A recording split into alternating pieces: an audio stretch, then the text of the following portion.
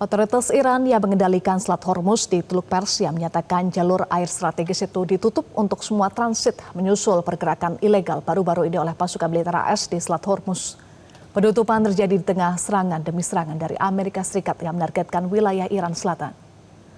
Dalam pengumuman singkat di akun X tanggal 12 Juli 2026, Otoritas Selat Teluk Persia (PGSA) menyatakan lintasan melalui Selat Hormuz saat ini tidak memungkinkan di tengah aktivitas militer AS baru-baru ini di kawasan. Lalu lintas kapal akan tetap ditangguhkan hingga stabilitas di area ini pulih kembali. Dan setelah itu barulah semua permohonan akan ditinjau kembali sesuai dengan penjadwalan dan izin yang diperlukan akan dikeluarkan. PGSA menyatakan satu-satunya saluran resmi untuk mendapatkan izin transit adalah melalui situs website resminya pgsa.ir. Iran juga menyatakan kapal-kapal untuk mengikuti akun media sosial PGSA di platform X untuk pembaruan secara langsung. Angkatan Laut IRGC mengumumkan penutupan Selat Hormuz hingga pemberitahuan lebih lanjut sampai Amerika Serikat mengakhiri intervensinya di kawasan ini. Lalu lintas kapal komersial di Selat Hormuz menurun tajam menyusul pengumuman terbaru Iran yang menutup kembali jalur ini. Data pada tanggal 12 Juli menunjukkan hanya 11 kapal komersial, termasuk 8 kapal tanker dan 3 kapal kargo yang transit di Selat Hormuz selama 24 jam terakhir. Hingga saat ini Iran masih memegang kendali dan berkoordinasi dengan Oman atas wilayah kedaulatannya di Selat Hormuz. Kita akan membahasnya bersama dengan pakar strategi PPAU alumni US Air War College sekaligus mantan penerbang F-5 Tiger dan F-16 TNI AU Marsma TNI Purnawirawan Agung Sasongko Jati dan praktisi hubungan internasional dan kebijakan publik Dina Prapto Raharja. Selamat malam Pak Agung dan Mbak Dina. Selamat malam. Dengan Eva di studio, saya mulai dari Pak Agung. Pak Agung, Iran kembali melancarkan serangan balasan ke pangkalan AS di 5 negara, mulai dari Kuwait, Bahrain, Oman, Yordania hingga Qatar. Seberapa efektif serangan balasan itu menekan AS yang masih terus menyerang Iran, Pak Agung? Jadi kita tidak bisa melihat dengan kacamata perang simetris ya antara dua lawan yang setingkat atau sama jumlah senjatanya, teknologinya sama. Tapi kita melihat daripada apa tujuan daripada asimetris. Kalau Amerika berusaha menyerang dengan semua kekuatan teknologinya, menyerang titik-titik center of gravity yang dianggap center of gravity atau titik-titik kelemahan Iran. Iran menjawabnya dengan titik-titik kelemahan Amerika, yaitu pangkalannya, logistiknya, dan juga adalah citranya.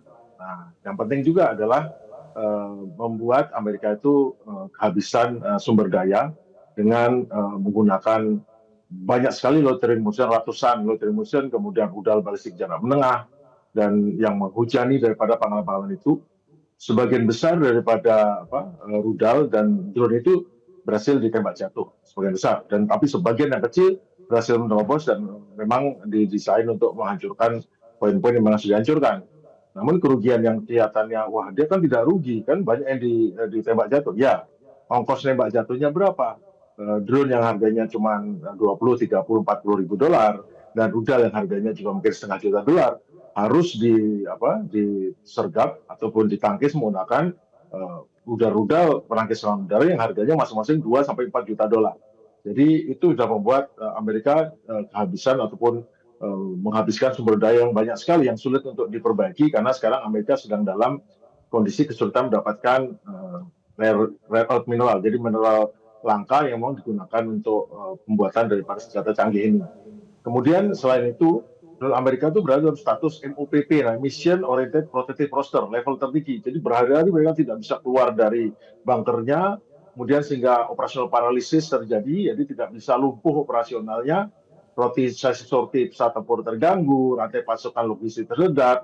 Kemudian yang terjadi adalah semua pesawat harus dikirim dari jarak jauh, semua yang berada di pangkalan atau di sekitar Teluk itu menjadi terganggu semua. Dan akhirnya mengakibatkan turunnya moral dan akhirnya membuat rakyat atau tentara atau militer yang berada di negara itu menyaksikan betapa pangkalan Amerika, orang-orang Amerika, senjata Amerika yang niatnya tadi untuk mencegah mereka terganggu oleh Iran, ya kan propagandanya Iran akan menyerang mereka, itu sekarang nggak bisa apa-apa, malah sembunyi.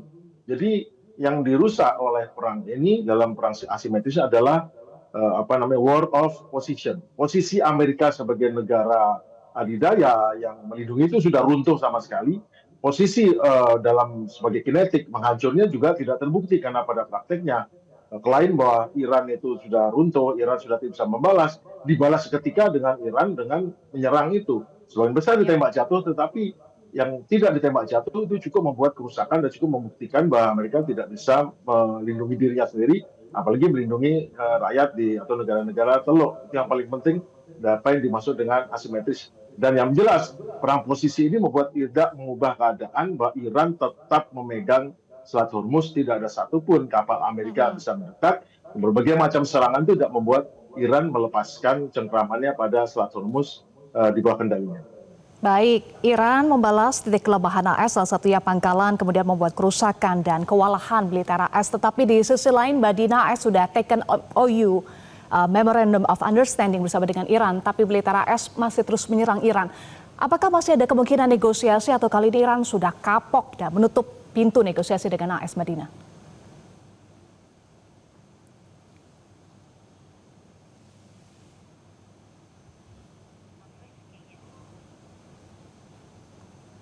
Mbak Dina.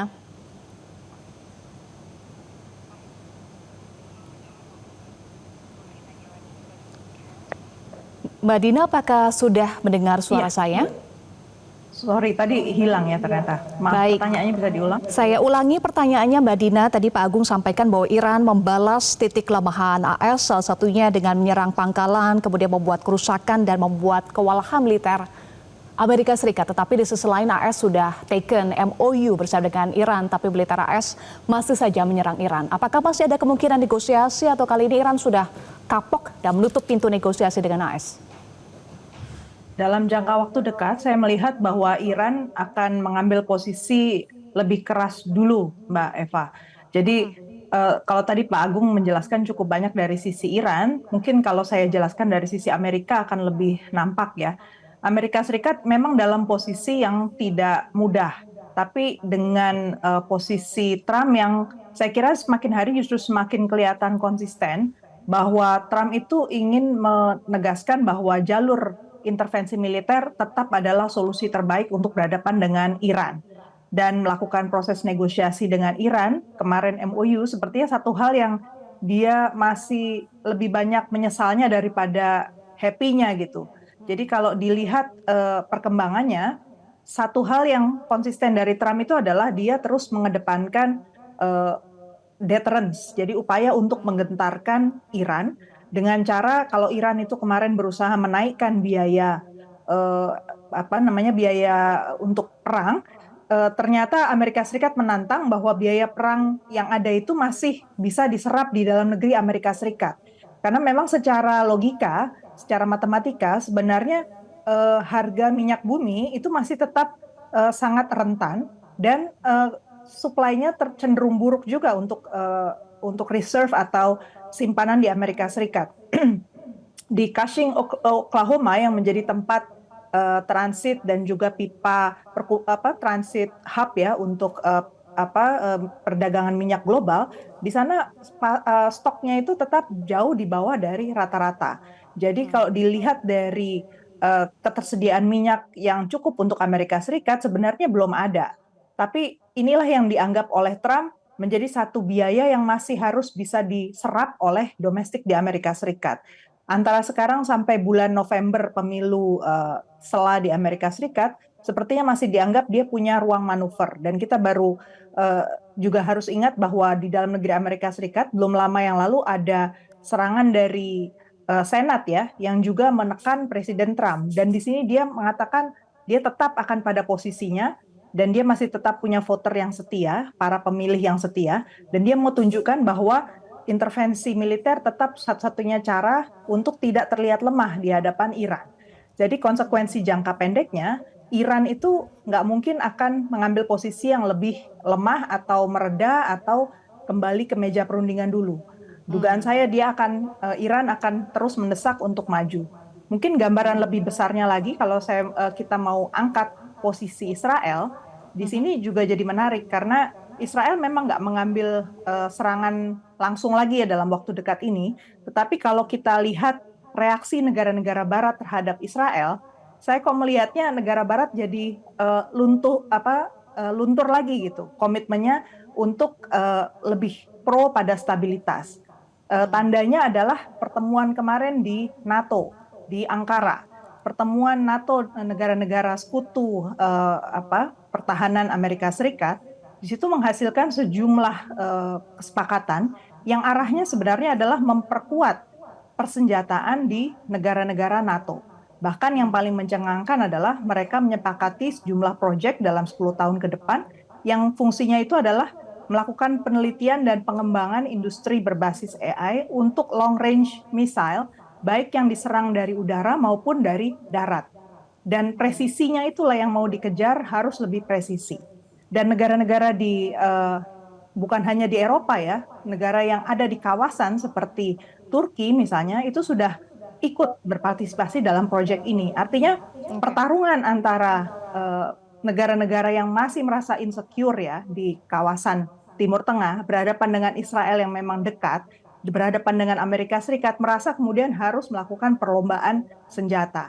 Jadi dalam situasi yang seperti ini, dugaan saya memang akan ada rupanya waktu-waktu penyesuaian baru, di mana Iran harus bisa menaikkan biaya lagi untuk Amerika Serikat, karena sekutu Amerika Serikat ternyata dalam posisi kemarin MOU ini justru bergerak ke arah mendekati Amerika Serikat dan bukan mendekati Iran. Baik. Dan sampai saat ini Pak Agung, AS terus-menerus menargetkan Hormuz sehingga Iran menutup kembali Hormuz sampai AS tidak mengintervensi Selat Hormuz lagi. Kenapa AS terus-menerus menargetkan kawasan di sekitar Hormuz, baik itu di perairan maupun di wilayah darat, Pak Agung? Jadi kelihatan pada saat penyusunan MOU, kelihatan bahwa Amerika sangat terdesak. Situasinya saat itu dia kalau nggak dimulai, berarti tidak akan ada sejumlah minyak ataupun energi yang keluar yang akan membuat lebih parah lagi. Sehingga pada saat itu sebagian besar yang ditandatangani itu memang kelihatan menguntungkan Iran ataupun pada posisi Iran diunggul.